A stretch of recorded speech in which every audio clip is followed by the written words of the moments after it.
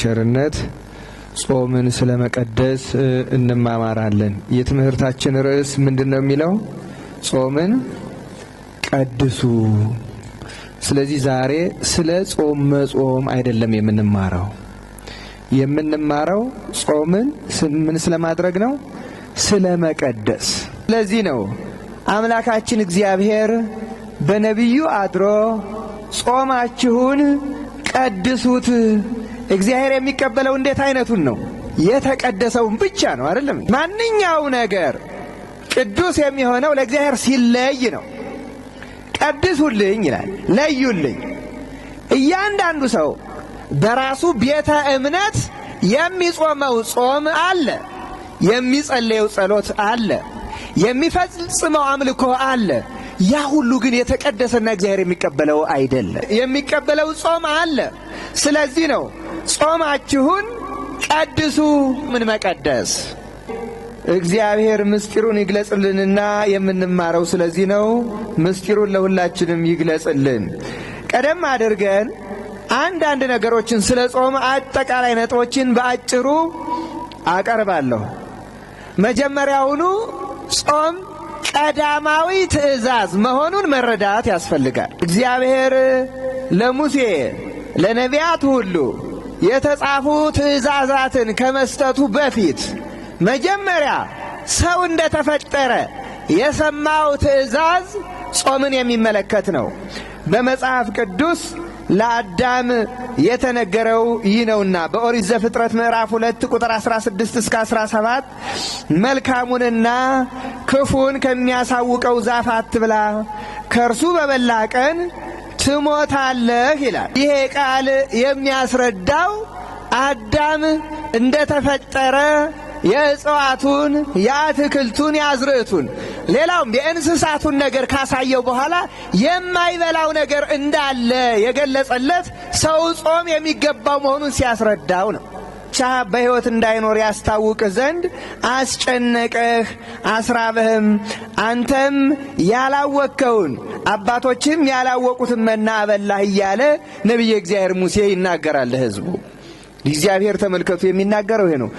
ምግበ ሥጋ ለሕይወታችን ያስፈልጋል። ግን ሥጋችን ራሱ በእህል ብቻ የሚኖር አይደለም። ሰው ይሄን መረዳት አለበት። ለእግዚአብሔርም ለነፍስ ብቻ አይደለም የምንሰማው፣ ለሥጋም ጭምር ነው። በእውነት መጽሐፍ ቅዱስ ይናገራል። ሰው በእንጀራ ብቻ አይኖርም ከእግዚአብሔር አፍ በሚወጣም ቃለ እግዚአብሔር ጭምር እንጂ ይላል። እዚህ ቃለ እግዚአብሔር ምግበ ነፍስ ብቻ አይደለም፣ ምግበ ሥጋም ጭምር ነው።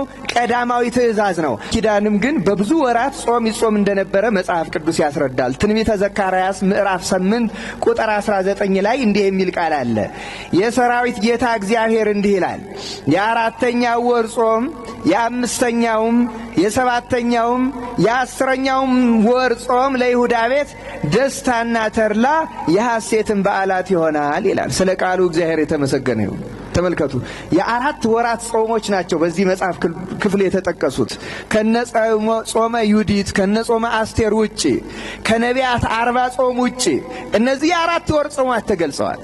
የእነሱንም ብንደምራቸው ከ7 አያንሱም ማለት ነው። ትልቁና ደስ የሚያሰኘው ግን ምን አለ? የአስረኛውም ወር ጾም ይልና ለይሁዳ ቤት ደስታና ተድላ የሐሴትን በዓላት ይሆናል። ጾሙ እኮ ነው ተድላና ደስታ። ጾም ጥንታዊ ትእዛዝ ነው፣ ቀዳማዊ ነው። አባቶቻችንም በብሉይ ኪዳን ጀምሮ ብዙ አጽዋማትን ይጾሙ ነበረ። ሌላው ስለ ጾም መገንዘብ ያለብን ነገር ሰውነትን መጎሰሚያ ማክሻ መሆኑን መቀበል ያስፈልግ። በጾም ሰውነት ቢከሳ በደል አይደለም፣ መክሳትም አለበት፣ መጎሰምም አለበት። ዛሬ ሰዎች ስጋም መጎሰሚያ ነው። መጀመሪያውኑ ጾም ብለን ስናስብ ሰውነታችን እንደሚጎሰም፣ እንደሚከሳ፣ እንደሚቀጣ አምነን ወደን መቀበል አለብን። መዝሙር 34 ቁጥር 13 ላይ ቅዱስ ዳዊት ነፍሴን በጾም አደከምኋት ይላል። ሰውነቴን ሲል ሰውነቴን በጾም ምን አደረግኳት አለ? አደከምኋት። ሰዎች የሚጾሙት ሰውነታቸውንም ለማድከም ፈቃዳተ ሥጋን ለፈቃደ ነፍስ ለማስገዛት መሆኑን ሕሊና አውቆ መቀበል ያስፈልገዋል። በመጀመሪያ ደረጃ አንዳንድ ጥቅሶችን ልጨምርላችሁ። አሁንም ቅዱስ ዳዊት በመዝሙር 108 ቁጥር 24 ላይ መዝሙር 68 ቁጥር 10 ላይ በጾም ሥጋን ማድከም እንደሚገባ ይናገራል። መዝሙር 68 ቁጥር 10 ላይ እንዲህ ይላል፣ ነፍሴን በጾም አስመረርኋት፣ ለስድብም ሆነብኝ፣ ማቅ ለበስሁ፣ ምሳሌም ሆንሁላቸው ይላል። ጾም እንዲህ ነው የሚጾመው ሲል ነው፣ ሰውነትን በማክሳት በማድከም። መዝሙር 108 ቁጥር 24 ላይ ደግሞ ጉልበቶቼ በጾም ደከሙ፣ ሥጋዬም ቅቤ በማጣት ከሳ ይላል። ስለ ቃሉ አምላካችን እግዚአብሔር የተመሰገነ ይሁን። የአበው ጾም ዓላማ ይሄ ነው፣ ሰውነትን መጎሰም፣ ማድከም፣ መቅጣት፣ መገሰጽ። ይሄ የጾም ዓላማ ነው እንጂ ጾም የምግብ ለውጥ ማድረጊያ ጊዜ ማለት አይደለም። ከእግዚአብሔር የምናፈልገው በረከት ካለ፣ ጸጋ ካለ ጾም በትክክል ጾም መሆን መቻል። ኦርቶዶክሳዊ ተዋሕዶ ቤተክርስቲያን ምእመናን ይሄን ማወቅ አለብን። ጾም ምን እንደሆነ ካላወቅነው ሥጋን መሸሽ፣ ቅቤን መሸሽ ብቻ አድርገን እስከ 6 ሰዓት፣ እስከ 7 ሰዓት፣ እስከ 9 ሰዓት ወይም እንደቻልነው እስከ 11 ሰዓት ብቻ አድርጎ መቆየት አይደለም። እንደዚህ የሚያደርጉ ሌሎች ጿሚዎች ናቸው። ከሌሊቱ 12 ሰዓት እስከ ምሽቱ 1 ሰዓት ሊቆዩ ይችላሉ። ከዚያ በኋላ ሾርባውንም ቅልጥሙንም፣ ይሄ የሌላ ጾም ነው ወዳጄ። ይሄ የተቀደሰ ጾም አይደለም። የሆነ ሰዓት ቆይቶ የቆዩበትን ሁሉ ማካካስ ማለት አይደለም ጾም። ሶስተኛ ጾም ከዚሁ ጋር ለግንዛቤ የሚረዳን ማሸነፊያ መሳሪያ መሆኑን መረዳት አለብን። አሁን ብዙዎቻችን ከእግዚአብሔር ብዙ እርዳታ እንፈልጋለን። ብዙ የሚዋጉን መናፍስት ስላሉ የስስት መንፈስ አለ፣ የዝሙት መንፈስ አለ፣ የቅንዓት መንፈስ አለ፣ የመዳራት መንፈስ አለ፣ ብዙ መንፈስ አለ ክርስትናችንን ሊያጎሰቁል የሚዋጋን። የደዌ መንፈስ አለ በበሽታ የሚያሰቃየን፣ አንዴ ጨጓራ፣ አንዴ ቁርጥማት፣ አንዴ ውጋት፣ አንዴ ብርድ እያል የሚያሰቃየን ስንት ክፉ መንፈስ አለ። እርሱን ተዋግተን የምናሸንፍበት መሳሪያ መንፈሳዊ ድል መንሻ ጾም ነው።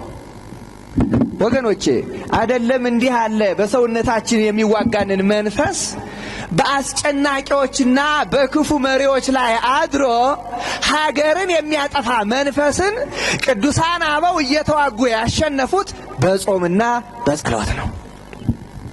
ስለዚህ ስንጾም ተመልከቱ፣ ተዋግተን የምናሸንፈው አካል እንዳለ መገንዘብ ያስፈልጋል።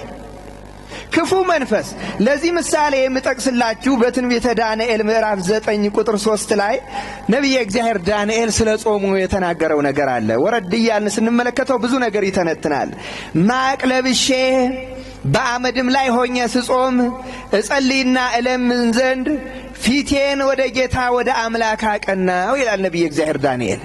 እንዲህ እያለ በሱሳ ግንብ ወድቆ እየጸለየ እየጾመ ሳለ እርሱ የሚዋጋው ዳንኤል አስታውሱት፣ ዳንኤልን ከምርኮን ዘመን ነቢያት አንዱ ነቢይ ነው። የምርኮ ዘመን ነቢያት ማለት እስራኤል ፋርስ፣ ባቢሎን ተማርከው ወርደው በዚያው በተማረኩበት ሀገር እስራኤልን መምለካያነ እግዚአብሔሩን እየመከሩ እየገሰጹ ለሚጠት ለመመለስ የሚጠባበቁ ነቢያት ነበሩ።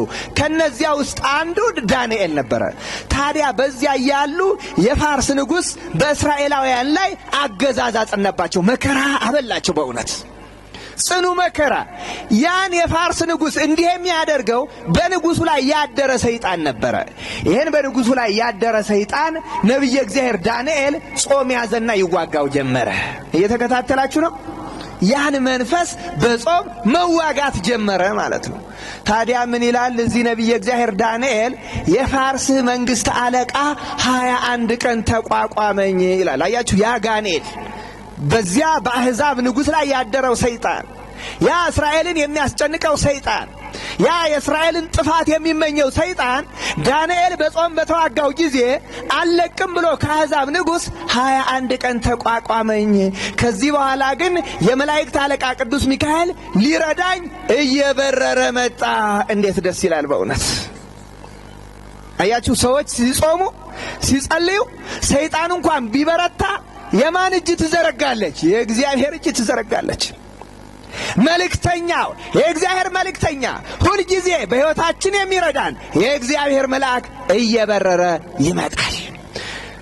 ሄሬኔዎስ የተባለው የሁለተኛው ክፍለ ዘመን የቤተ ክርስቲያን ሊቅ ይህን ትንቢተ ዳንኤልን በተረጎመበት አንቀጹ ያ ከአባቶች ትውፊት የተቀበለውን እንዲህ ሲል አስቀምጦታል። ሚካኤልና ገብርኤል መጥተው አንተ በጾምና በጸሎትህ በርታ፣ ያን ጊዜ በዚያ በአሕዛብ ንጉሥ ያደረውን ሰይጣን እኛ በሰይፋችን እናባረረዋለን አሉት ይላል። ስለ ቃሉ እግዚአብሔር የተመሰገነ ይሁን። አያችሁ፣ ጾም ማለት ይሄ ነው። ቁርጥ ይዘን ጠላታችን ሰይጣንን የምንዋጋበት መሳሪያ ነው። አሁን እኛ ስንጾም በእርግጥስ ይህን ሰላም የነሳንን መንፈስ እየተዋጋን ያለ ነው? ይህን የስስት መንፈስ፣ ፍቅራችንን ያጠፋውን መንፈስ፣ አንድነታችንን ያጠፋውን መንፈስ፣ ሕዝባችንን ለበሽታ የዳረገውን መንፈስ እርሱን ነው የምንዋጋው ወይስ የእኛን ወገኖች ነው የምንዋጋው? በእውነት እኮ አንዳንድ አሳፋሪ ድርጊትም እኮ አለ። አንዳንድ ሰዎች ይመጡና ካለመማርና ካለመረዳት የተነሳ የቤተ ክርስቲያን መጋረጃ ላይ መርፌ ሰክተው እኮ የሚሄዱ አሉ። ካላሳየኝ እገሊትን እንደዚህ ስፍት አድርገህ እገሌን እንዲህ ቅስፍ አድርገህ የሚሉ እኔ ጠይቄ ነው የተረዳሁት። የምን መርፌ ነው ስል እንዲህ የሚሳሉ አሉ። ሰይጣን እንኳን እንዲህ ማድረጉን ትቷል እኮ በእውነት። እንዴት ሰው ከሰይጣን ይከፋል? ሰው ጠላቱን ሰይጣንን መዋጋት ሲገባው ወገኑን፣ ዘመዱን፣ ሰው ላይ ይጸልያል። እንዳትጠራጠሩ፣ ሰዎች ላይ ይሄን አድርግባቸው፣ ይሄን አውረድባቸው ብለን የምንረግመው እርግማን፣ የምንጸልየው ጸሎት መጥቶ መጀመሪያ ደረጃ የሚጎዳን ራሳችንን ነው። ከእንዲህ ያለ ያላዋቂ ጸሎት እግዚአብሔር ይጠብቀን። ስለዚህ ጾም ሰይጣንን የምንዋጋበት እንጂ ወገኖቻችን የምናደክምበት የምናሳዝንበትም አይደለም። ይሄ ከሆነ እርኩስ ነው ማለት ነው። ተመልከቱ፣ እየተረዳን ነው። በዚህ በመጽሐፈ ነህምያ ምዕራፍ 1 ቁጥር 4 ላይ ነቢዩ ስለ እስራኤል ሲል ጠላቱን ሰይጣንን ለመዋጋት እንዴት እንደ ጾመና እንደ ጸለየ ቅዱስ መጽሐፍ ያስረዳል። ይህንም ቃል በሰማሁ ጊዜ ተቀምጬ አለቀስሁ፣ አያሌ ቀንም አዝን ነበር፣ በሰማይም አምላክ ፊት እጾምና እጸልይ ነበር ይላሉ። አበው እንዲህ ናቸው። የወገኖቻቸውን ሐዘን ሲሰሙ ሕዝብ ተጎዳ ሲባል፣ መከራ ደረሰበት ሲባል፣ አብያተ ክርስቲያናት ተቃጠሉ ሲባል፣ ምዕመናን ታረዱ ሲባል ባሉበት ሆነው እጅግ ያዝናሉ፣ ያለቅሳሉ። ያን መከራ ያመጣውን ሰይጣንም ይዋጉታል። እንዲህ ተዋግተን ጠላታችን ሰይጣንን ለማሸነፍ አምላካችን እግዚአብሔር ይርዳን። መጽሐፈ ዕዝራ ምዕራፍ 8 ቁጥር 21 እስከ 23 እንዲህ የሚል ቃል አለ። በአምላካችን ፊት ራሳችንን እናዋረድ ዘንድ ከእርሱም የቀናውን መንገድ ለእኛና ለልጆቻችን፣ እየሰማችሁ ነው፣ ለእኛና ለልጆቻችን ለንብረታችንም ሁሉ እንለምን ዘንድ በዚያ በአህዋ ወንዝ አጠገብ ጾም አወጅሁ።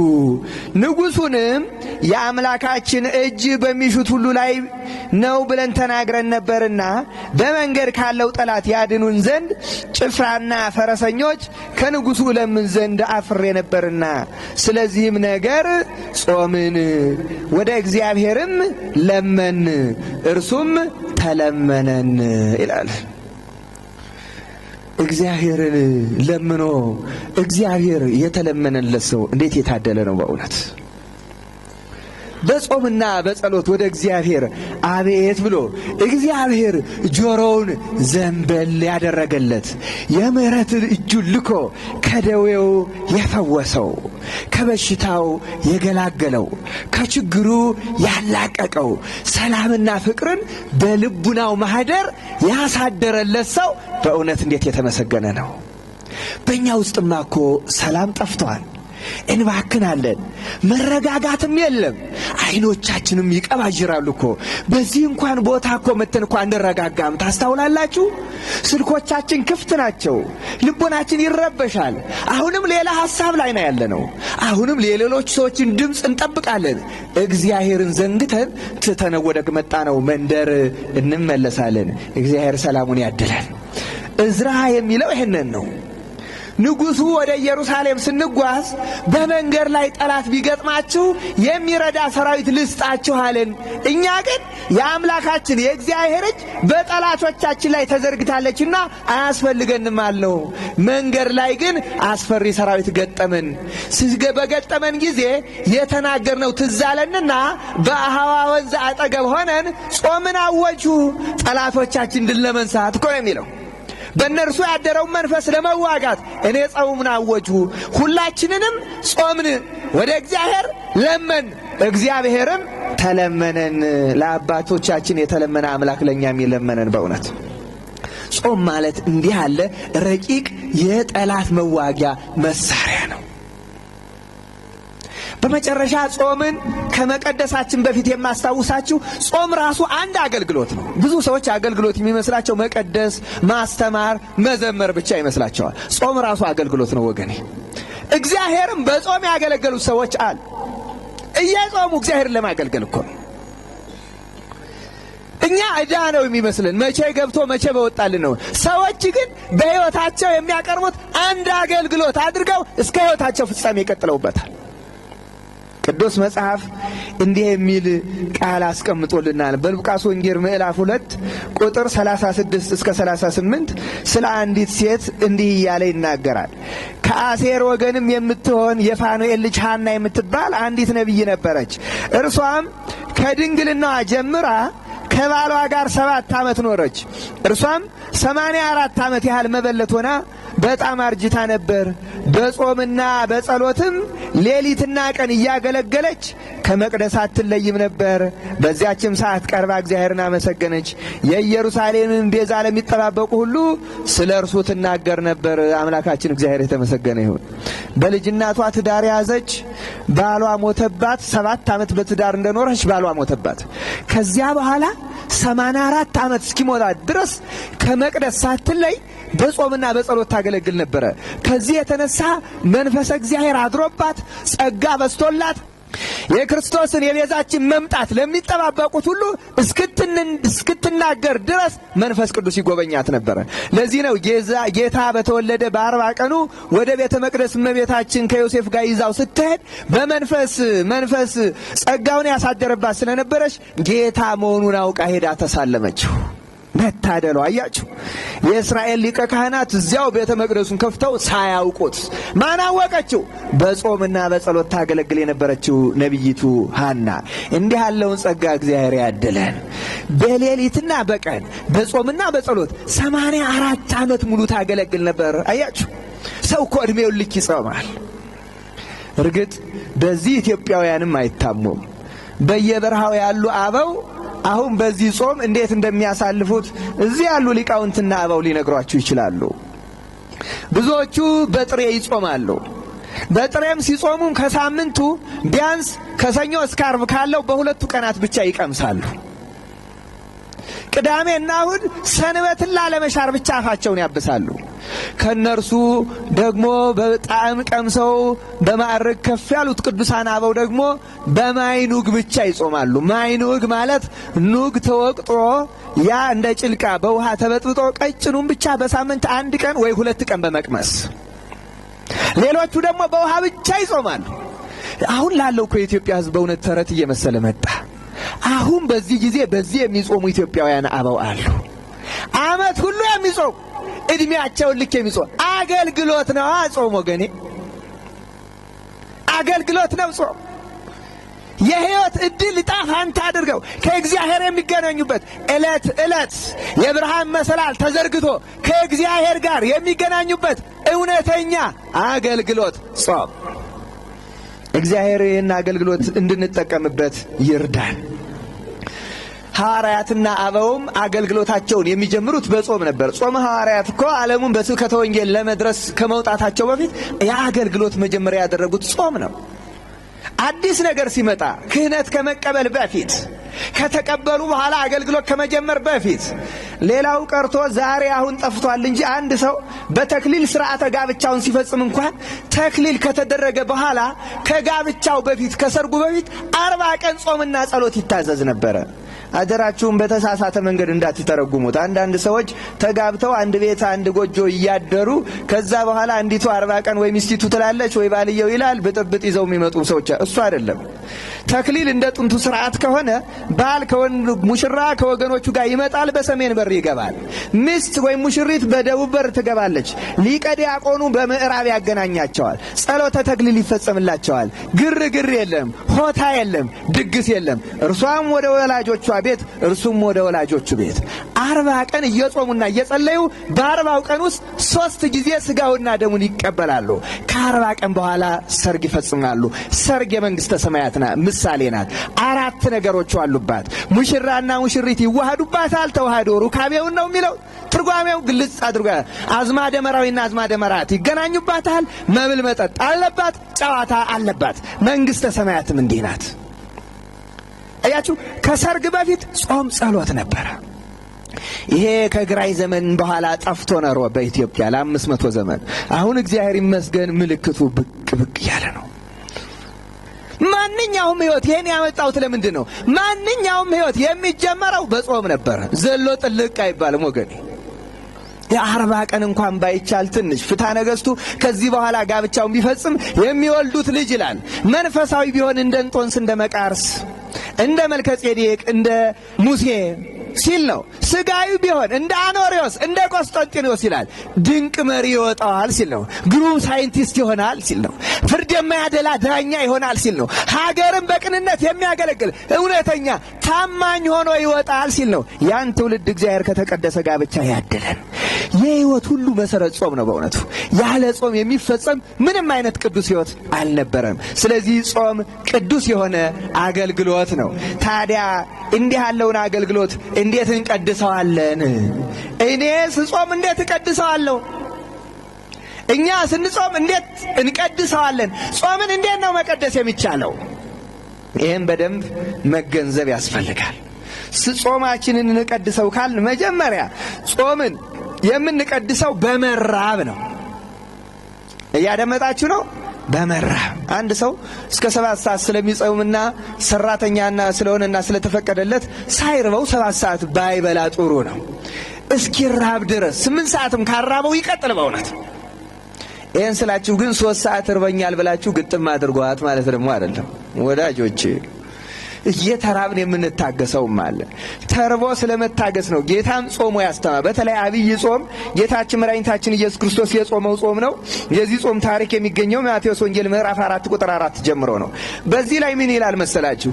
ጌታ ጾሞ ተራበ ይላል። እስኪ 40 መዓልት 40 ሌሊት ሳይበላና ሳይጠጣ ከቆመ ሳይቀመጥ ከዘረጋ ሳያጥፍ የጾመ ጌታ ከ40 ቀን በኋላ ለምን የተራበ ይመስላችኋል? ሰብአዊ ባህሪው ጠፍቶ እኮ አይደለም። 40 ቀን መጾም የቻለ አምላክ እድሜውን ልክ ሳይበላ መኖር አይቻለው እንዴ? አይቻለውም ወይ? ይቻላል። ተመልከቱ። ግን ከመብል በፊት መራብ አለ ማለት ነው። 40 ቀን ጾሞ በላ አይደለም የተባለው። 40 ቀን ጾሞ ምን ሆነ ነው የተባለው? ተራበ። ተራበ። ሊቃውንቱ ይህን አያልፉትም በእውነት እስኪራቡ ድረስ። እስኪ ደግሞ መጎሰሚያ ነው የተባባል ነው ለዚህ። አሁን እኮ ቅድም እንዳልኳችሁ ብዙ ሰው ገና በቅበላ ነው ረሃብ የሚጀምረው። ገና ጾም ሊገባ ነው ሲባል ስጋ እየበላ ገና የሚርበው ሰው አለ። ስጋ እየበላ እኮ ነው የቅበላ ዕለት ቅዳሜውን ሰኞ ጾም ሊገባ ረሃብ የሚለቅበት ሰው አለ። በፍርሃት ብቻ በስነ ልቡና ስለደከምን በእውነት ሰይጣን እኮ እንዲያው በግዘፍ ተፈናጦን አይታይ እንጂ በልቡና አድሮ እኮ ገዝቶናል በእውነት። ገና ፍርሃቱን ያነግስብናል። ጭንቅ እንዴት ብዬ ነው? ጨጓራ ሁሉ ያን ጊዜ መንጫጫት ይጀምራል።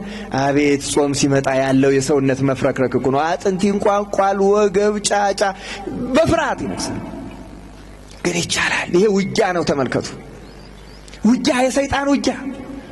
እግዚአብሔር ድል እንድነሳው ይርዳል። ቅዱስ ጴጥሮስም በሐዋርያት ሥራ ምዕራፍ 10 ቁጥር 10 ላይ ጾሞ እንደተራበ ያስረዳል። እየጸለየ ሳለ ተራበ ይላል። በረሃቡ ጊዜ ነበር ሌላ ነገር የተገለጸለት፣ ራእይ የመጣለት። ጾሞ የሚራብ ሰው ረሃቡን ከታገሰው አንዳች ጸጋ እግዚአብሔር ሳያገኝ አይቀርም። መገለጥን ያያል። የእግዚአብሔር ድንቅ ሥራ ያያል። በቅድስና እየጾመ ካለ እግዚአብሔር ይህን ሀብት ያድለን። በፊልጵስዩስ መልእክቱ ቅዱስ ጳውሎስ ምዕራፍ 4 ቁጥር 12 ላይ በእያንዳንዱ ነገር በነገርም ሁሉ መጥገብንም መራብንም መብዛትንና መጉደልንም ተምሬአለሁ፣ ኃይልም በሚሰጠኝ በክርስቶስ ሁሉን እችላለሁ። አያችሁ፣ መራብን በማን እንችለዋለን? በኢየሱስ ክርስቶስ እንችለዋለን። ምንራበው እንድንሞት አይደለም፣ ተመልከቱ፣ እንድንጎዳ አይደለም፣ ጸጋ እንድናገኝ ነው። ጸጋ እንድናገኝ ከሆነ ደግሞ መድከምን፣ መራብን፣ በእውነት መዛልን በማን እንችለዋለን? በእግዚአብሔር እንችለዋለን። ብቻችን እየመሰለን ነው የምንጨነቅ። ጸጋ የምናገኝ ስለማይመስለን ነው የምንጨነቅ። አረ እግዚአብሔር የማያውቀው የለም። ስለማያውቅማ አይደለም የምንጾመው እኮ። መጀመሪያውንም ያውቃል እኮ። አያውቅም ብለን ነው እንደ የምንጾመው አይደለም። ለዚህ ኃይልን የሚሰጠን ክርስቶስ ከኛ ጋር ስለሆነ እስከምንራብ ድረስ መጾም ይገባናል። በሁለተኛይቱ መልእክቱ ለቆሮንቶስ ሰዎች በጻፋት ሁለተኛ ቆሮንቶስ ምዕራፍ 11 ቁጥር 27 ላይም እንዲህ ይላል፣ በድካምና በጥረት ብዙ ጊዜም እንቅልፍ በማጣት በራብና በጥም ብዙ ጊዜ በመጦም በብርድና በራቁትነት ነበርኩ ይላል። ስለ ቃሉ እግዚአብሔር የተመሰገነ ይሁን። ብዙ ጊዜ በመጦም በመራብ በመጠማት ነበርኩ ይላል። ይሄ ስለ አገልግሎቱ ሲል ያደረገ ነው። በዚህም ነው ጸጋውን አግኝቶ በእውነት እንደ ጥሩ መዶሻ ማዕድናትን መልክ ቅርጽ እንደሚያስዝ ሕዝብንና አሕዛብን በትምህርቱ እየቀጠቀጠ ስርዓት እየሰራ እያስገባ ቤተ ክርስቲያንን ያጸናት ሐዋርያው በጾም አገልግሎቱን ስላገዘው ነው። ስለዚህ ጾም መራብን ይጠይቃል። ጌታችን መድኃኒታችን ኢየሱስ ክርስቶስን በአንቀጸ ብፁዓን ሲያስተምር ማቴዎስ ወንጌል ምዕራፍ 5 ቁጥር 3 ላይ እነማን ናቸው ብፁዓን የተባሉት? የሚራቡ አይደሉም? የሚራቡ ምንድናቸው ነው የተባለ? ንዑዳን ክቡራን ናቸው፣ ይጠግባሉና። የረሃብ አጸፋው ጥጋብ ስለሆነ ነው። የሚሽቱን ጸጋ እግዚአብሔር አግኝተው ደስ ይላቸዋል። ከአምላካቸው ዋጋ አግኝተው በረከት አግኝተው እግዚአብሔርን ያመሰግናሉ ይላል። ስለዚህ ነው መራብ የሚያስፈልገው በጾም ወቅት። ሳንራብ ልንጾም አንችልም። ይሄን ቀድመውኑ ማወቅ። ሰዎች መጾም ይፈልጋሉ፣ መራብ ግን የማይፈልጉ ብዙ ሰዎች አሉ። ሳይራቡ መጾም አይቻልም። በቃ መራብ አለብን። እየተራብን ከጾምን ግን የእግዚአብሔርን በረከት እናገኛለን። አሁንም አምላካችን እግዚአብሔር በረከቱን ያድለን። የመራብ ጥቅሙን አንድ ሊቅ 4 አድርገው ያስቀምጧታል። የመጀመሪያው ደካሞች መሆናችንን እንረዳለን ነው። ይሄ ሰው ጡንቻውን እየገለበጠ ስልጣኑን፣ ሀብቱን፣ ወገኑን፣ መሳሪያውን፣ ጉልበቱን እያየ የሚመካ ሰው ምን ያህል ደካማ መሆኑን የሚረዳው በመጾም ሲራብ ነው። በእውነት ሲዝን፣ ጉልበቱ ሲብረከረክ፣ እንቅልፍ ሲለው፣ በእውነት እንዲህ ሲል ሰው ደካማ ፍጡር መሆኑን ይረዳል። ሌላውም ምግብ በማግኘት ኃያል ይሆናል። ስልጣን በማግኘት ኃያል ይሆናል። ወገን በማግኘት ኃያል ይሆናል። ስለዚህ በኃይል መመካት አይገባም። ኃይል የማን ነው ይላል ያን ጊዜ? የእግዚአብሔር። ሰው ስለዚህ እስኪራብ ድረስ መጾም አለበት። ሁለተኛውን ሥጋም ነፍስም ትሑታን ይሆናሉ። ትህትና ዝም ብሎ አይገኝም። በመማር የምንደርስበት አይደለም ወገኖች። ስለ ትህትና ብዙ ጊዜ እኮ ተማር፣ ትሑታን መሆን ግን አልቻለም። ለምን? ትህትናን ማግኘት የምንችልበትን ነገር ማድረግ ስለተውን ነው። እስክንራብ እስክንደግም ድረስ ብንጾም በእውነት ትሑታን እንሆናለን። እዚሁ እኮ ጉባኤ ላይ ነው ስንወጣ ገና ማንጓጠጥ የምንጀምረው። ለምን ትገፋኛለህ? ሱሬን የተተኮሰ ሱሬን ረገጥክ ብሎ ስንት ጡንቻውን የሚዘረጋ ሰው አለ በእውነት። በቃ ለሳምንት ያዘጋጀውትን ረገጠብኝ ብሎ አቤት ሰው እኮ እንዲያው ቢራብ ቢደክም ግን እንዴ ሰውነቱም እኮ አፈር ነው በእውነት፣ እንኳን ልብሱ አይደለም እንዴ። ትህትናን ገንዘብ ማድረግ የሚቻለው እስኪራቡ ድረስ በመጾም ነው። ሶስተኛው ጸሎታችንም የነፍስም የሥጋም ይሆናል። አሁን እኮ የሥጋ ጸሎት ነው የምንጸልየው እኮ እዚህም ቁጭ ብለን አቡነ ዘበሰማያት ይትቀደስ ስምከ እያልን በቃ ቴሌቪዥን የምናይ ሰዎች ነው የምንመስለው። እናቋርጠዋለን። ስንት ነገር አለ በጸሎታችን ውስጥ እኮ። ጸሎት እኮ ከእግዚአብሔር ጋር መነጋገር ነው። እኛ እኮ የምንጸልየውን ሁሉ ማንሰማው ሰዎች አለን እኮ አይደለም እንዴ? እየጸለይን አባታችን ሆይ ስምህ ይቀደስ ምናምን እያሉ ማያቆሙ ሰዎች አሉ። ደግመው እንደገና አባታችን ሆይ አይሰሙትማ ምን እያደረጉ እንደሆኑ ራሱ። ነፍስና ሥጋ እኮ ካልተዋሃዱ በእውነት ማድመጥ ራሱ ከባድ። የምንጸለየውን ጸሎት አናደምጠውም። ነፍስ የምትጸለየውን ጸሎት ማድመጥ መቻል አለባት። እስኪሰማን ድረስ መሆን አለ። ተመስጦ መኖር አለበት። የመራብ ጥቅሙ የመድከም ጥቅሙ ይሄ ነው። እነዚህም ባደረግን ጊዜ እግዚአብሔር በእነዚህ የሚገኙትን ጸጋ ያድለናል። ሁለተኛው ጾምን መቀደስ የሚቻለው የእግዚአብሔርን ሥራ በመስራት ነው። ምንድነው የእግዚአብሔርን ሥራ መስራት? አሁን ስንጾም የእግዚአብሔርን ሥራ መስራት መቻል አለብን። እንዲህ ይላል ጌታችን መድኃኒታችን ኢየሱስ ክርስቶስ በዮሐንስ ወንጌል ምዕራፍ 6 ቁጥር 27 ላይ ለሚጠፋ መብል አትስሩ ይላል። ለሚጠፋ መብል አትስሩ፣ ነገር ግን ለዘላለም ሕይወት ለሚኖር መብል የሰው ልጅ ለሚሰጣችሁ ስሩ፣ እርሱን እግዚአብሔር አብ አትሞታልና። አያችሁ፣ ሰማያዊ ሥራ ስሩ ይለናል። ሰማያዊ ሥራ ለመስራት ስንታደል ነው ጾማችንን ቀደስ ነው፣ አነጻ ነው፣ አከበር ነው የምንል። ባለመብላት ብቻ አይደለም ወገኔ። የቁርስ ሂሳብን እየወሰድክ ባንክ አካውንት ላይ በማጠራቀም የጾምክ እንዳይመስልህ። በዚያ ገንዘብ የእግዚአብሔርን ሥራ መስራት መቻል አለብን። በዚህ በቁርሱ ምሳውን የተወ በምሳው ገንዘብ ሥራ መስራት አይደለም።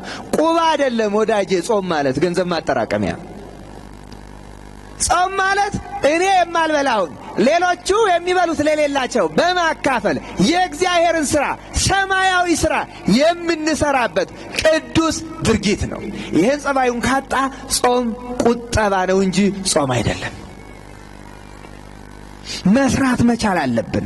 የማቴዎስ ወንጌል ምዕራፍ 4 ቁጥር 4 ላይ ቅድም እንደተናገርነው ሰው በእንጀራ ብቻ አይኖርም በእግዚአብሔር ቃል ጭምር እንጂ የሚለው ሰው ሥጋውን በማብላት ብቻ ሳይሆን የእግዚአብሔርን ፈቃድ በመፈጸም ጭምር ነው ጾመ የሚባለው። ተመልከቱ፣ የምንኖረውም ባለመብላት ብቻ አይደለም። ሰዎች የእግዚአብሔርን ፈቃድ ሲፈጽሙ ሥጋቸው ራሱ ከእግዚአብሔር ዘንድ ረቂቅ ምግብና ታገኛለች፣ መግቦት ታገኛለች። ሰው የእግዚአብሔርን ፈቃድ የሚፈጽም ከሆነ እንጀራ ስላልበላ ብቻ ምንም አይሆንም። በእውነት እስኪ አንድ ሰው ላስታውሳችሁ።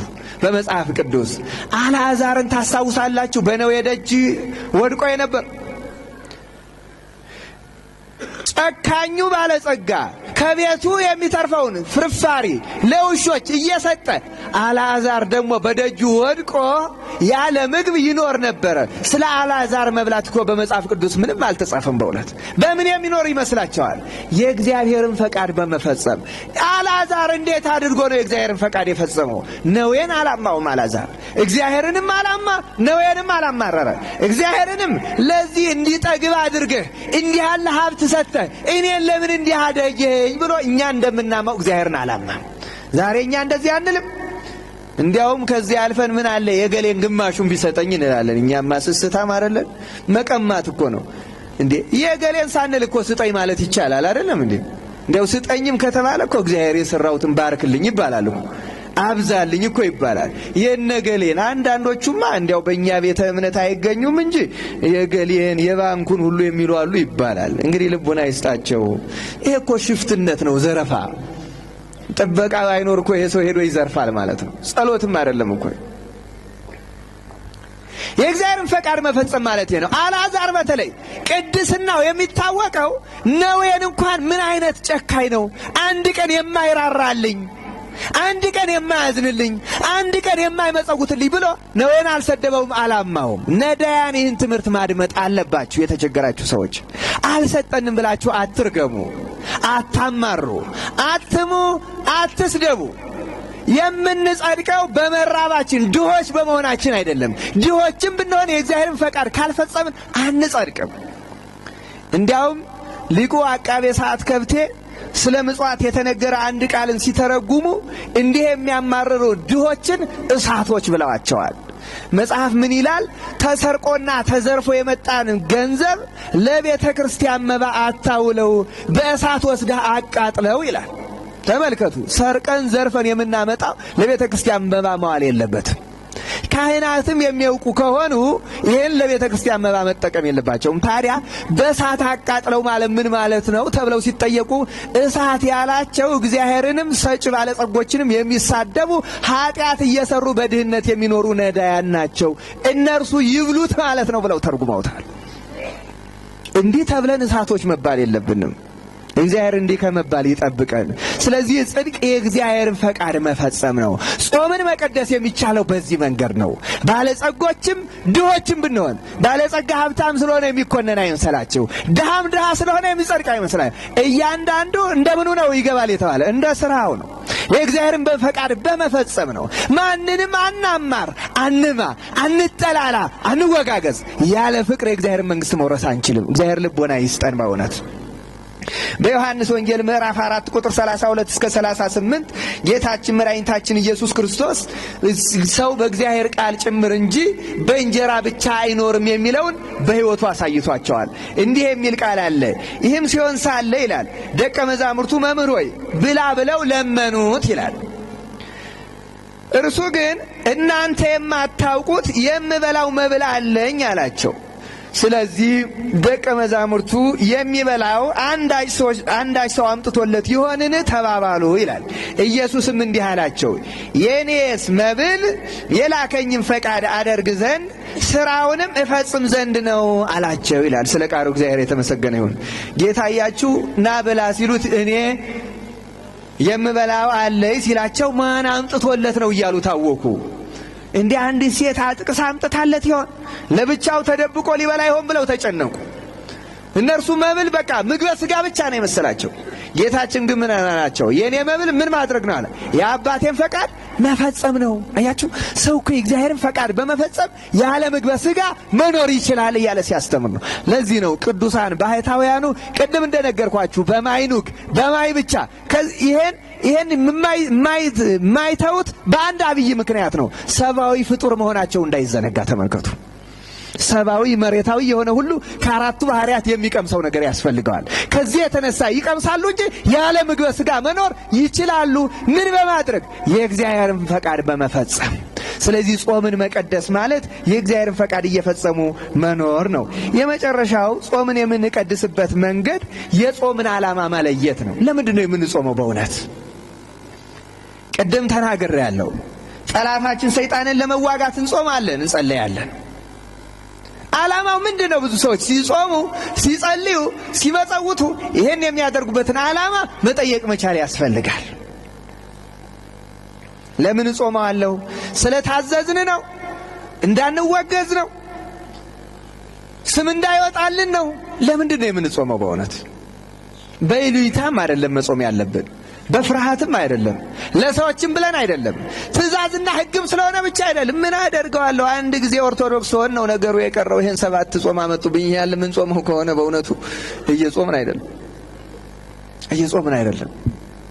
የጾምን ዓላማ መለየት ያስፈልጋል። ቅዱስ ጳውሎስ በሮሜ መልእክቱ ምዕራፍ 8 ቁጥር 6 እስከ 8 እንዲህ ይላል፣ ስለ ሥጋ ማሰብ ሞት ነውና ስለ መንፈስ ማሰብ ግን ሕይወትና ሰላም ነው። ስለ ሥጋ ማሰብ በእግዚአብሔር ዘንድ ጥል ነውና ለእግዚአብሔር ሕግ አይገዛምና መገዛትም ተስኖታል። በሥጋ ያሉትም እግዚአብሔርን ደስ ሊያሰኙት አይችሉም ይላል። ትልቁ ይሄ ነው። ተመልከቱ፣ አስተሳሰቡ ነው። ሕሊናችን ውስጥ ያለውን ነገር መፈተሽ መቻል አለብን። ምንድን ነው ሕሊናችን የሚያስበው? ስለ ሥጋ ማሰብ ጥል ነው የሚለው እኮ ከእግዚአብሔር ጋር መጣላት ነው። ለእግዚአብሔር መገዛት ተስኖታል ይላል። አንድ ሰው የሚጾመው የሚጸልየው ስለ ሥጋ የሚያስበው ነገር እንዲፈጸምለት ነው። ዛሬ አንዳንዶቻችን እንዲህ አይነት ጾም እንጾማለን። ምን ደብቀው አይደለም። እንዲያው ይህችን ፍልሰታን ጻድቃኔ ሄጄ አብይ ጾምን እንዲህ አድርጌ ይሄ ዲቢ ቢሳካልኝ የሚል ሰው አለ አንልም እኛ?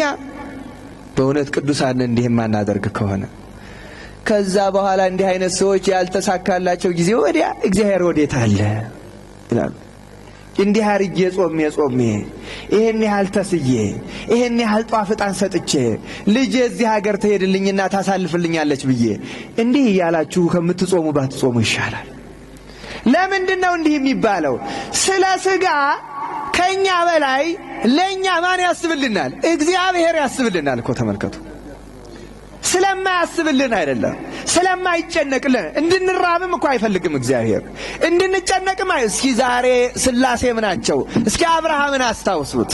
ነዳያን ብዙ ጊዜ በመንገድ ላይ የአብርሃሙ ሥላሴ ይላሉ። እውነትም የአብርሃሙ ሥላሴ አብርሃም ሕይወት አንዱን ነገር እናንሳው። አብርሃም ያለ እንግዳ አልበላም ብሎ ቁጭ አለ። ሰይጣን ምን አደረገ? በአራቱ ማዕዘን ራሱን በምትሃት ገምሶ የተገመሰ ሰው ራሱን አስመስሎ ማለት ነው።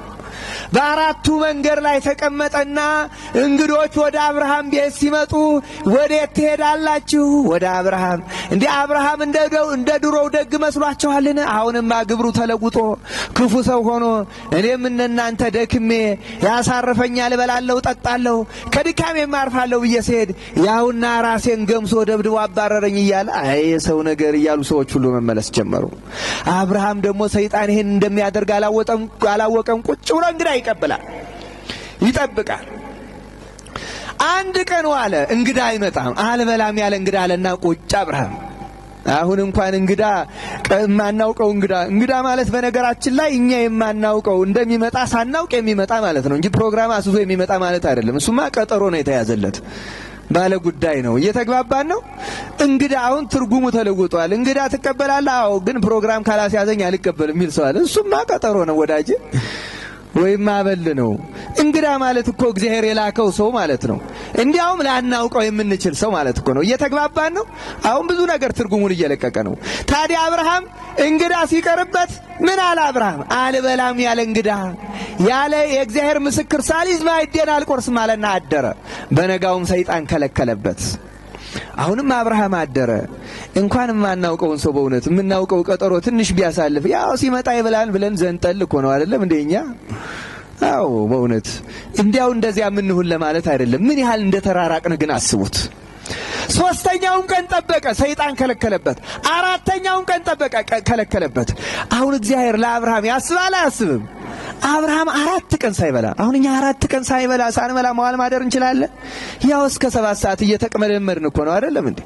እያዛጋን የቢሮ ሰራተኛውም ጠረጴዛው ላይ አንዳንድ ሰዓት እየተኛ እያለ እንዲህ እኮ ነው የምንጾመው። ቁሟል ወገኔ እንዴ! በጠራራ ፀሐይ እየተመታ የሀገራችን ሰው አታውቁም እንዴ? በ8 ሰዓት እኮ ነው በሬ የሚፈታ።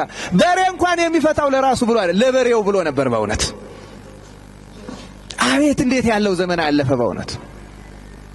አብርሃም 4 ቀን ያለ ምግብ። እግዚአብሔር ግን ስለ አብርሃም ተጨነቀ። ለምን?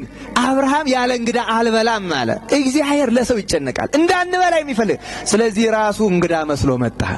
አሁን እግዚአብሔር በእውነት ስሉስ ቅዱስ ሰይጣንን ከጎዳና ላይ ማስነሳት አይችሉም እንዴ? በአንድ መልአክ ማስነሳት አይችሉም? ክፉን ከክፋቱ ማስነሳት ምንም ለእግዚአብሔር አያስፈልገውም። ክፋቱ እንደተጎለተ ይቀራል። እግዚአብሔር ግን ከነ ወዳጆቹ ክፉ ከነ ክፋቱ በክፋት ጎዳና ላይ እንደተጎለተ ቀስ ብሎ አብርሃም የሚወደው ሆኖ መጣለት። እንግዳ መስሎ ማያውቀው መስሎ ስሉስ ቅዱስ እናቴ ወደ አብርሃም ጎተት እያሉ አብርሃም 4 ቀን ሳይበላ ሰንብቶ መተው ዛፍ ስር ቁጭ ብለው እየሮጠ ተንደርድሮ ሄዶ ደስታ በቃ እህኑን ልኝ ወደ ቤት ያረፉልኝ። አይኛ አስደክሞናል። ምን ላትር ግዘልን አዝላለሁ። የጠገበ እንግዳ ነበር ምን እንኳን 4 ቀን ሳንበላ እንዴ! አሁን እንዲያው በእውነት አብርሃም አዝሎ እየተንደረደረ ወደ ድንኳን። አብርሃም እኮ እኛ ስላሴንን ቢሉት አሁን ምግብ ያቀርባል እንዴ? አብርሃም እኔ እግዚአብሔር ነኝ ቢል ምግብ ያቀርባል? አያቀርብም። ለእግዚአብሔር ምን እንደሚደረግ ያውቃል። እሰግዳለሁ ነው የሚል እሱ የዋህ አይደለ? ስለዚህ እግዚአብሔር እንዲሰገድለት አይደለም የመጣ ወደ አብርሃም እንዲበላ ነው ስላሴ የመጡት። ስለዚህ እንግዳ መስለው መጡ። እግራቸውን ታጠቡለት፣ ተለወሰ፣ ቂጣው ተጋገረ፣ በሬው ታረደ። በልብላ አብርሃምን አብልተው ስሉስ ቅዱስ ተሰወሩት። የእኛ አምላክ እንድንበላ እንኳን እንዲህ የሚጨነቅ አምላክ ነው። አስጨንቆ የሚገዛ አምላክ አይደለም። እግዚአብሔር በእውነት እንዲህ ያለውን ጸጋ ለእኛም ዘመን ያድለን። ስለዚህ ስለ ስጋ ማሰብ ሞት ነው የሚል። ስለ አሜሪካ ስለ ውጭ እያሰባችሁ፣ ስለ ስልጣን እድገት እያሰባችሁ፣ ስለ ደሞዝ ጭማሪ እያሰባችሁ አትጹሙ። ይሄ እነዚህ ነገሮች አያሳስቡም አይደለም። እኔ የምለው ጾማችን ዓላማው ግን ገንዘብ ለማግኘት አይደለም፣ ከእግዚአብሔር ጋር ለመታረቅ ስጋ ለነፍስ ያን ጊዜ የሚያስፈልገን ሁሉ ሳንጠይቀው እኮ የሰማዩ አባት ይጨምራል አይደለም እንዴ? አስቀድማችሁ ምኑን ሹ ነው ያለው? ጽድቁንና መንግስቱን፣ ሌላ ሁሉ ምን ይሆናል ነው ይጨመራል። እንዴ ስለሚጨመር ነገር ለምን ትጨነቃላችሁ? ሳንጠይቀው ስለሚሰጠን ነገር ለምን እንጨነቅ? የጾም ዓላማ ነፍስን ለሥጋ ማስገዛት፣ መንግሥተ ሰማያትን መውረስ ነው። ያንን መንፈስ ይዘን እንጹም። ስለ ሥጋ ማሰብ ሞት ነው፣ በእግዚአብሔር ዘንድ ጥል ነውና፣ ለእግዚአብሔር አይገዛምና ነው። ስለ ሥጋ እያሰባችሁ አትጹም። ስለ ዕጣ እያሰባችሁ አትጹም። ስለ ልጆቻችሁ ዕድል ፋንታ ከእናንተ በላይ እግዚአብሔር ይጨነቅላችኋል። እናንተ ወጣቶቹ ሥራ በማጣት ለምን ትጨነቃላችሁ? መጀመሪያ ነፍስን ለሥጋ ለማስገዛት እንጹም። ሥራ ለማግኘት እንጣር። የጾማችን ዓላማ ግን ሥራ ማግኘት፣ ሥራ መቀየር፣ ውጭ አገር መሄድ አይደለም። ሊሆንም አይገባው። ለዚህ ነው ብዙ ሰዎች እግዚአብሔር የለም እያሉ እስከ መካድ የደረሱ። እነዚህ የዚህ ዓለም ሰነፎች አንዳንድ የሚተረጉሙት ትርጉም አለ። ጾማቸውን፣ ጸሎታቸውን ለሥጋ የሚያስብሉ። አንድ መጽሐፍን ያነበብኩትን ልንገራችሁ። በእውነት ምን ይላል? አንድ ፓስተር በዚህ ጀርመን አገር ውስጥ ነው፣ ፈረንጆች ናቸው። ጌታ ኢየሱስን በዚህ ሳምንት ጠይቄው ለእኔ መርሴዲስ መኪና ሰጠኝ አላቸው። መቼም ሰው እንደዚህ ነው። እዚህ አዲስ አበባ ያሉትም የእነርሱ ተከታዮች እኛ እኮ ጌታ ባርኮልናል፣ ያውና ፎቅ ሰራን፣ መኪና ገዛ። እንዴ የጾም የጸሎት ዓላማው መኪና ነው እንዴ? እንደማይጸልዩ ሰዎች እኮ መኪና አላቸው። ይሄን አታውቁም? የማይጾሙ ሰዎች ሀብት የላቸውም? እግዚአብሔርን የማያምኑ ሰዎች ሀብት የላቸውም እንዴ? ሀብት በስራ ነው የሚገኘው። በስራ ጠንክረ ስራ። ለሀብት ከሆነ ላብህን ቆረር አድርገህ ወጥተህ ወርደህ የምትጸለየው ግን ለዚህ አይደለም። ምናልባት ግን የሰራ ነው እንዲባረክልን፣ የድካማችን ዋጋ ለእኛ እንዲቀደስልን፣ እንድናዝበት፣ መጽውተን እንድንጸድቅበት፣ ለእግዚአብሔር መባ ሰጥተን እግዚአብሔር መባ አድርጎ ተቀብሎልን በረከተ ሥጋ በረከተ ነፍስ እንድናገኝበት፣ ሀገር እንዲያድግበት፣ ትውልድ እንዲጠቀምበት፣ ለትውልድ እንዲተርፍ መጸለይ አለብን። የላሊበላ ሕንፃ ዝም ብሎ ይመስላችኋል 1000 ዘመን የሆነው? ዝም ብሎ ይመስሏቸዋል? የነ አክሱም የነ ካሌብ ዘመን ዋሻዎች ይሄ 2000 ዓመት ተሻግረው ለኛ የደረሱ በቅድስና እኮ ስለተሰሩ ነው። የኛማ እኮ ረድኤት የለውም። 100 ዓመት አይደለም እኛም እየኖርንበት እኛ ላይ የሚፈርስ ሆኗል እኮ በእውነት አልተባረከማ። ለትውልድ የሚተርፍ እኮ አልሆነም። ስለዛ ነው የምንጸልየው። እየተግባባን ነው። ያን መንፈስ እግዚአብሔር ያድልን። ታዲያ ይሄ ፓስተር ምን አላቸው? ማርቆስ ወንጌል ያለውን ስለ እኔ አንድ ነገር የሰጠ 100 እጥፍ ይሰጠዋል የሚለውን የ100 እጥፍ ፎርሙላ አለና $2 የምትሰጥ በ100 ተባዝቶ $200 ታገኛለህ እያለ ወንጌሉ ሁሉ በገንዘብ ማባዛት ጀመረ። 100 ታይምስ ፎርሙላ ይሉታል ፈረንጆቹ። ስለኔ አንድ ነገር የሰጠ 100 ጊዜ ከዛ በኋላ ሰው ሁሉ 100 ታይምስ ታገኛለህ 100 እጥፍ ታገኛለህ እያለ እርሶ መናው ላይ ይሰበስብና ወስዶ መኪናውን ገዝቶ ጌታ ሰጠኝ።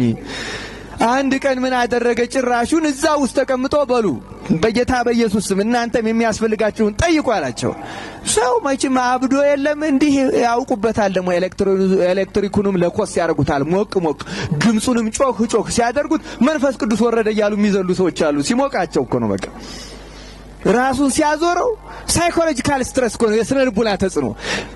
በእውነት ልክ በዚህ አስገብተው በቃ አሁን ጌታ ኢየሱስን የምትፈልጉትን ሊሰጥ ተዘጋጅቷል ጠይቁ ሲል ለኔ ካሪና፣ ለኔ መርሴዲስ፣ ለኔ ኤምቢደብሊው ምናምን እያሉ የመኪና ስም በ5 ደቂቃ ውስጥ እዛው ላይ ቆሞ ሳያፍር አሁን መኪናውን ተቀብላችኋል ንዱ። እዛ ቁጭ ያለው ሰው አፉን ፔ እዛው እንዳለ። እንዴት ያለ እብደት ነው! ዓላማው አያችሁ ለሥጋ ነው። አይነርሱ ሚጾሙት ለሥጋ ነው፣ ሚጸልዩት ለሥጋ ነው። በቃ ለማግኘት አንጣ ገንዘብ አውርድ። ደሽብታም እኮ ገንዘብ አምጣ ነው የሚል ምን የተለየ ነገር አደረገ? በእውነት ለገንዘብ አይደለም ሰው የሚገለው አይደለም ወይ? ለገንዘብ አይደለም የሸፈተው? ሌሎችስ ምን አደረጉ? በእውነት እንዲህ አለ ስለ ሥጋ በማሰብ አንጾምም አንጸልይም። የጾምንም ዓላማውን አናበላሽው፣ አታዘቡት። ይሄ ለምንድን ነው የምንናገረው? ጾማችንና ጸሎታችን የዚህ የምዕራባውያን የፕሮቴስታንት ተጽዕኖ እያረፈበትም ነው። በእውነት ቆርጠን ገዝረን መጣል አለብን። የኛ የቅድስና ነው ጾሙ፣ በእውነት የነፍስ ነው፣ የበረከት ነው። እኛ እኮ ስንጾም ስለማያምኑት ሁሉ ነው የምንጸልየው። አታውቁም እንዴ? እስቲ ጸሎተ ቅዳሴው ላይ ስሙ። በእንተ ቅድሳቱ ምንድን ነው የሚለው?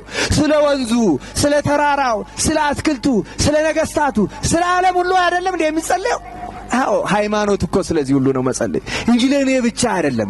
ስስታምነት አይደለም፣ የሥጋ ህሊና።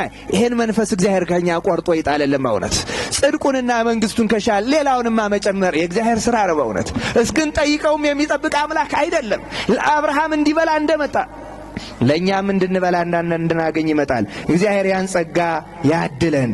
ስለዚህ ጾማችን ዓላማውን እንለይ። በጾም ወቅት የእግዚአብሔርን ቃል መስማት ያስፈልጋል። እንዲህ አሁን እንዴት ደስ እናሰኛለን በዚህ ተሰብስበን በእርጋታ። የቆመው ቆሞ፣ የተቀመጠው ተቀምጦ፣ የተቀመጠው ይቆረቁረዋል፣ የቆመው እግሩን ይደክማል። ከሁሉም ግን ከእግዚአብሔር አንዳች ነገር ተቀብሎ ይታገሳል። ይህን ትዕግስት ማለት ነው በእውነት ታገሱት። ይህን ሕማሙንም ሌላውንም ሁሉ። የዚህ የትዕግስቱን ዋጋ ግን ከእግዚአብሔር አናጣውም። አሁንም እግዚአብሔር ስለ ትዕግስታችሁና ስለ ጽናታችሁ በረከቱን ያብዛላችሁ። የምንጾመው እኛ እግዚአብሔርን ለማግኘት ነው። በእውነት በጾም ከእግዚአብሔር ጋር ለመገናኘት። ከእግዚአብሔር ጋር የማንገናኝ ከሆነ መጾም ስለምን ይጠቅመናል? በእውነት በረከት የማናገኝ ከሆነ፣ ስርየተ ኃጢአት የማናገኝ ከሆነ የጾም ጥቅሙና ዓላማው ምን ይሆናል? አንዳንዶቻችን ደግሞ የግብዝ ጾም እንጦማለን። ጌታ በወንጌል ተናግሮታል። ጿሚ ለመባል ከንፈሩን አሳርሮ ጸጉሩን አስረዝሞ እንዲህ አንጨርፍፎ ስለሆነ አይደለም። አትገበዙ በምትጾሙት ጾም። በምንጾመው ጾም አናፍርም ጿሚዎች ብንባል። ጿሚ ተብለን ለመገበዝ ግን አንጥርም። ጌታ በወንጌል ማቴዎስ ወንጌል ምዕራፍ 6 ቁጥር 16 ላይ ጾማችሁ እንደ ጻፎችና እንደ ፈሪሳውያን አይሁን፣ እውነት እላቸዋለሁ እነርሱ በምድር በዚህ ዋጋቸውን ተቀብለዋል። እነርሱ የጿሚ ነው እኮ ገሌ ከዚህ ሰዓት ይቆያል እየተባሉ መመስገን ይፈልጋሉ። አሁን ተመልከቱ፣ የጾሙ ዓላማ ምን ሆነ? በሰዎች ዘንድ መመስገን ሆነ። ያን ምስጋና ከሰዎች ሲያገኙ ዋጋቸውን ጨረሱ። ከእግዚአብሔር የሚያገኙት የለም። እየተግባባን ነው። እኛ ዓላማችን ከማን ለማግኘት ነው? ከእግዚአብሔር። ስለዚህ አንገበዝበትም።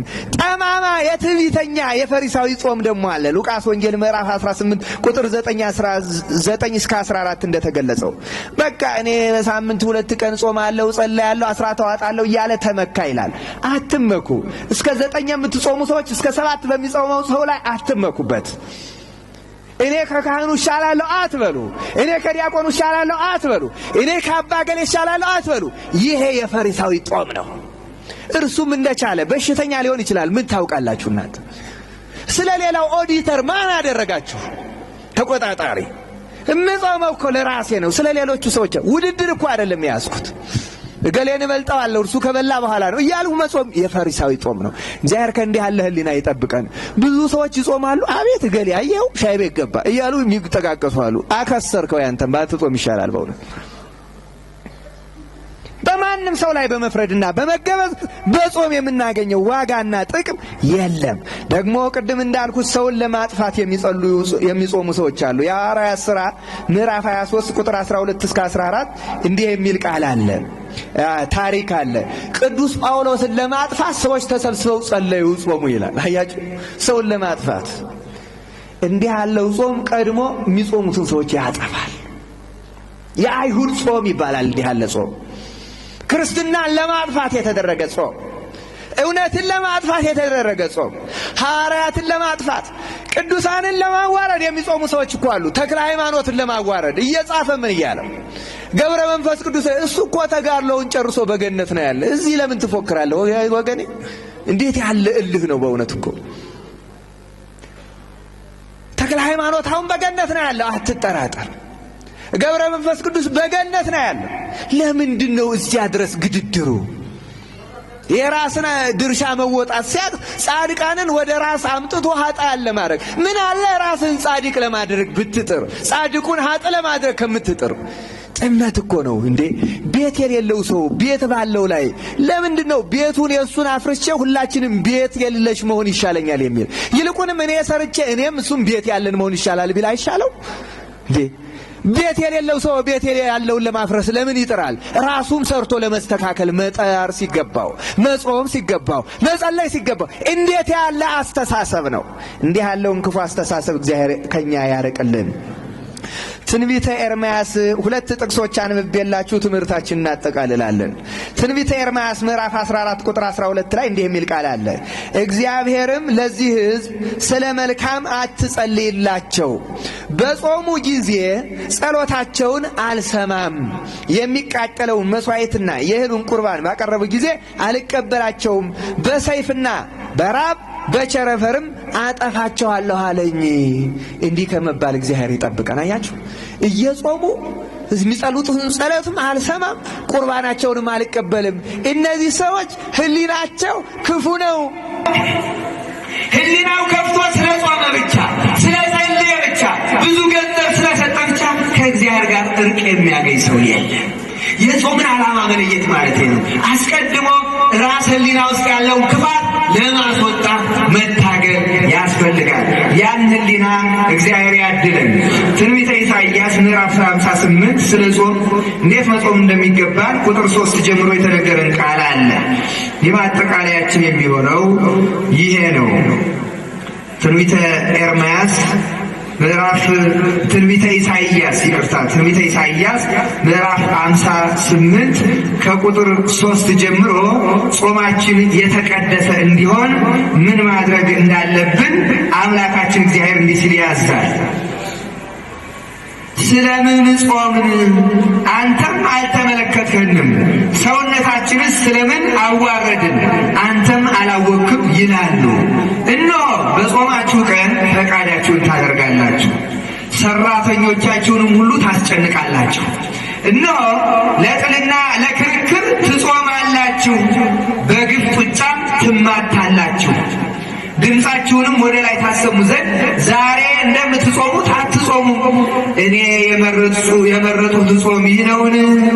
ሰውስ ነፍሱን የሚያዋርደው እንደዚህ ባለ ቀን ነውን? በውኑ ራሱን እንደ እንግጫ ዝቅ ያደርግ ዘንድ ማቅንና አመድንም በበታችሁ ያነጥፍ ዘንድ ነውን? በውኑ ይህን ጾም በእግዚአብሔር ዘንድ የተወደደ ቀን ትለዋለህን? እኔስ የመረጡት ጾም ይህ አይደለምን? የበደልን እስራት ትፈቱ ዘንድ፣ የቀንበርንስ ጠፍር ትለቁ ዘንድ፣ የተገፉትንስ አርነት ትሰዱ ዘንድ፣ ቀንበሩንስ ሁሉ ትሰብሩ ዘንድ አይደለምን? እንጀራህንስ ለተራበ ትቆርስ ዘንድ፣ ስደተኞቹን ድሆች ወደ ቤት ታገባ ዘንድ፣ የተራቆተውንስ ብታይ ታለብሰው ዘንድ፣ ከሥጋ ዘመድ እንዳትሸሸግ አይደለምን? የዚያን ጊዜ ብርሃንህ እንደ ንጋት ይበራል፣ ፈውስህም ፈጥኖ ይበቅላል፣ ጽድቅህም በፊት ይሄዳል፣ የእግዚአብሔርም ክብር በኋላ ሆኖ ይጠብቅሃል። የዚያን ጊዜ ትጠራለህ፣ እግዚአብሔርም ይሰማሃል፣ ትጮኻለህ፣ እርሱም እንሆኝ ይላል። ከመካከልህ ቀንበርን ብታርቅ፣ ጣትህንም መጥቀስ ብትተው፣ ባታንጎራጉርም፣ ነፍስህንም ለተራበ ብታፈስ፣ የተጨነቀውንም ነፍስ ብታጠግብ፣ ብርሃንህ በጨለማ ይወጣል፣ ጨለማህም እንደ ቀትር ይሆናል። እግዚአብሔርም ሁልጊዜ ይመርሃል፣ ነፍስህንም በመልካም ነገር ያጠግባል፣ አጥንትህንም ያጠናል። አንተን እንደሚጠጣ ገነት ውሃም እንደማያቋርጥ ምንጭ ትሆናለህ። ከድሮ ዘመን የፈረሱ ስፍራዎች ይሰራሉ፣ የብዙ ትውልድ መሰረት ይታነጻል። አንተም ሰባራውን ጠጋኝ፣ የመኖሪያ መንገድ አዳሽ ትባላለህ። ስለ ቃሉ እግዚአብሔር የተመሰገነ ይሁን። ጾም እንዲህ ነው የሚቀደሰው። ሰራተኞቻችን ሳናስጨንቅ፣ ግፍና ጡጫ ትተን፣ እጣት መጥቀስ ብትተው ይላል። አሁን የእናት ስድብ በከተማችን በአዋጅ እኮ የታዘዘ ይመስላል። በእውነት ታላቁ ታናሹ እናትን መስደብ ምን አመጣው? በእውነት ማንጎራጎሩ፣ ማማረሩ፣ ማማቱ፣ ኧረ ስንት ግፍ ነው የምንፈጽመው በእውነት። እንዲህ አድርገን እንዴት ነው ከእግዚአብሔር ጋር የምንታረቀው? ይመስላችኋል? እንጀራ ቁርስ ባለመብላታችን የጦር ይመስላችኋል? አይደለም በእውነት። ለዚህ ነው ጾማችሁ እንዲህ ብታስተካክሉት፣ ነፍሳችሁን ለተራበ ብታፈሱ፣ ለድሆች ብትቆርሱ፣ ርኅራኄ ቢኖራችሁ፣ የግፍ ቀንበርን ብትሰብሩ፣ ያን ጊዜ ብርሃንህ እንደ ንጋት፣ ያን ጊዜ ተመልከቱ የሻነውን ሁሉ እናገኛለን። ያን ጊዜ ለእኛ የሚጠቅመን ውጭ ሀገር መሆን ከሆነ እግዚአብሔር ይወስደናል። ያን ጊዜ ብርሃናችን ይመራል። ያን ጊዜ እድላችን እንደ ንጋት ኮከብ ይወጣል። ያን ጊዜ ጽድቁም በረከቱም ይመጣል።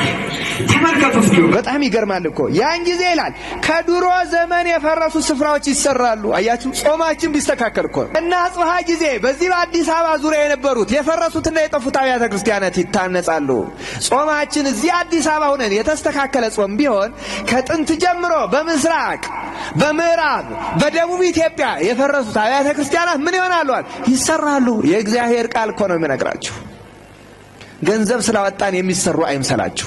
እውነተኛ ጾም ብንጾም ጾማችንን እግዚአብሔር ከተቀበለው የፈረሰው ሁሉ ይሰራል፣ የተሰበረው ይጠገናል። ያን ጊዜ አንተ ሰባራውን ጠጋኝ፣ የመኖሪያ መንገድን አዳሽ ትባላለህ። እንዲህ ያለውን ጸጋ እግዚአብሔር ያደላል። ቅዱስ ጳውሎስ ዕብራውያን መልእክቱ ላይ ትቀደሱም ዘንድ ፈልጉ፣ ያለ እርሱ ጌታ ሊያይ የሚችል የለምና ይላል። አለቀ በቃ። አሁን ለመቀደስ ነው መሻት ያለብን፣ መፈለግ ያለብን። ያለ ቅድስና፣ ያለ ቅዱስ ጾም፣ ያለ ቅዱስ ጸሎት እግዚአብሔርን ልናይ አንችልም። በእውነት ጌታን ልናይ አንችልም። ምን ማለት ነው? ሳታየው ወደ ሲኦል ትወርዳለህ እኮ ነው የሚለው። ከእንዲህ ያለው ፍርድ እግዚአብሔር ይጠብቀን። ሁልጊዜ እግዚአብሔርን በፊት ያከብረዋለሁ እንዳለ፣ በፊት ያየዋለሁ እንዳለ ቅዱስ ዳዊት ጾማችንና ጸሎታችን የተቀደሰ ሆኖልን እርሱም ተቀብሎን በጾምና በጸሎት አምላካችን እግዚአብሔር ጋር ለመተያየት ያብቃን። ጾማችንን ቀድሰ ነው በእግዚአብሔር ሰውነታችን ነፍስ ስጋችን እንድትቀነስ እግዚአብሔር ይርዳን። ወስብሐት ለእግዚአብሔር።